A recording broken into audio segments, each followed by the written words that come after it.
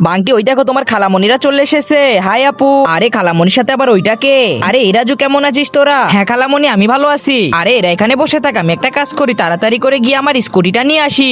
আরে রাজু তুমি এখানে নেমে ঘুরে বেড়াও, এই তো স্কুটিটা নিয়ে চলে এসেছি। এই যে এই দেখো আমার কত সুন্দর স্কুটি আছে। আরে তোমার গাড়িটা তো অনেক সুন্দর। আরে কি হলো, মেয়েটা ওদিকে তাকিয়ে আছে কেন?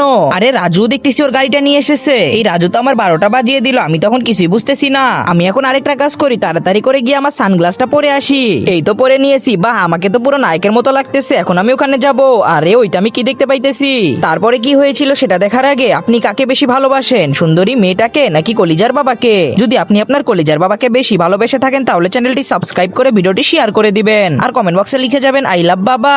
আর আপনি যদি কিছুই না করেন তাহলে আমি ভাববো আপনি সুন্দরী মেয়েটাকে পছন্দ করেন। আরে রাজু দেখি সানগ্লাস পরে আমার আগে এখানে চলে এসেছে, আর ওই মেয়েটাও দেখছি ভালোই মজা করতেছে ওর সাথে। দূর বাবা, আমার কিছুই ভাল লাগে না, আমি এখনই এখান থেকে চলে যাচ্ছি।